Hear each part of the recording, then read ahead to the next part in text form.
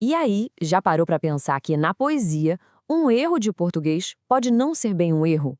Pois é, pode ser, na verdade, uma ferramenta de expressão super poderosa. Hoje, a gente vai mergulhar de cabeça no universo onde a rebeldia e a linguagem, olha, andam juntinhas. Para começar, uma pergunta bem direta. Que dó é um erro de ortografia?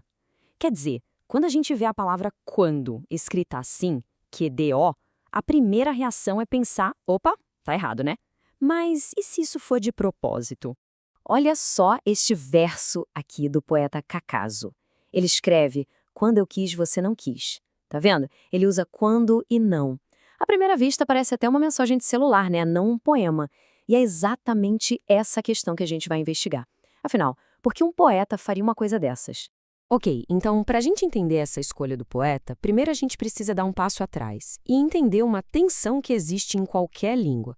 Essa espécie de batalha entre as regras oficiais e o jeito como as pessoas falam de verdade, no dia a dia. Funciona mais ou menos assim. De um lado, a gente tem o que se chama de norma padrão. Sabe? É aquele português certinho que a gente aprende na escola, o que está nos livros de gramática. E do outro lado, existe a variação linguística. Essa é a língua viva, pulsante, cheia de sotaques, gírias e todas as adaptações que acontecem naturalmente quando a gente fala. E aqui está o ponto principal, a chave de tudo. Variação linguística não é erro, é um fenômeno supernatural. Pensa bem. A língua muda simplesmente porque as pessoas e as culturas que usam essa língua também estão o tempo todo mudando. Faz todo sentido, né?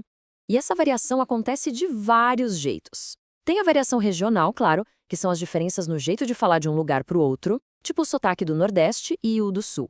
Tem a histórica, que são as mudanças ao longo do tempo. Um exemplo clássico é a palavra você, que veio de vossa mercê.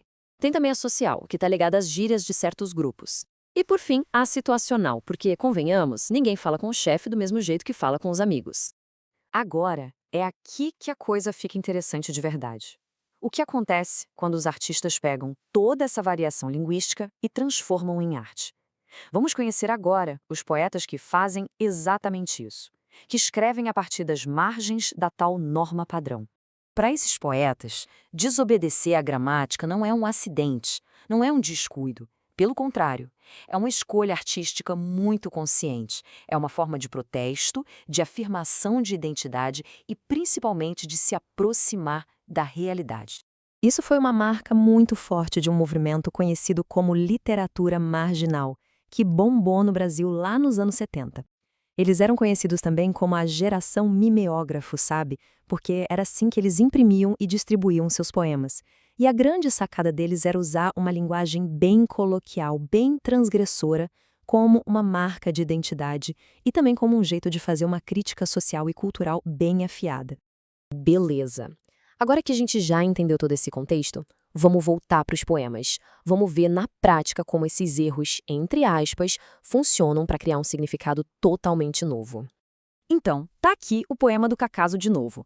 Mas agora, olhando para esse queu do pro nhã, pro quê, já não parece mais um simples erro. Pois é, dá para sentir que tem uma intenção ali, tem algo a mais acontecendo.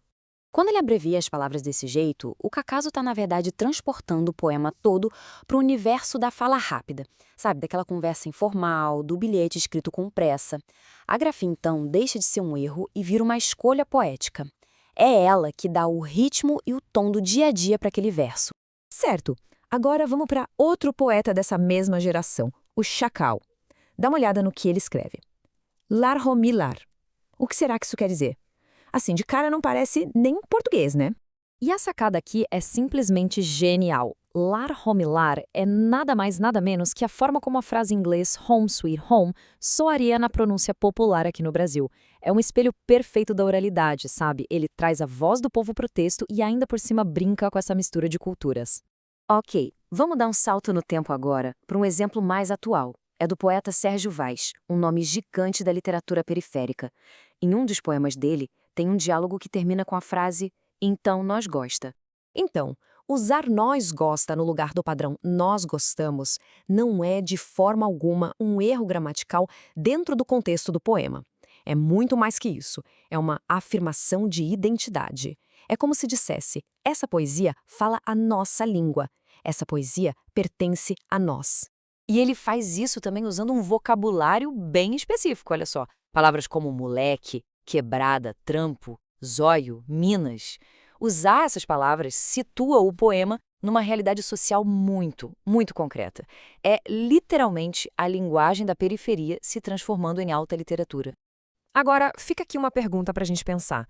Se a gente pegasse esses poemas e corrigisse tudo para a norma padrão, se trocasse nós gosta por nós gostamos, ou quebrada por, sei lá, comunidade periférica, o que aconteceria com a força desses versos?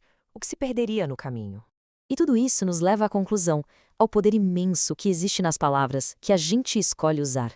Portanto, o ponto central é este: nada disso é erro, nada disso é falta de conhecimento. Muito pelo contrário.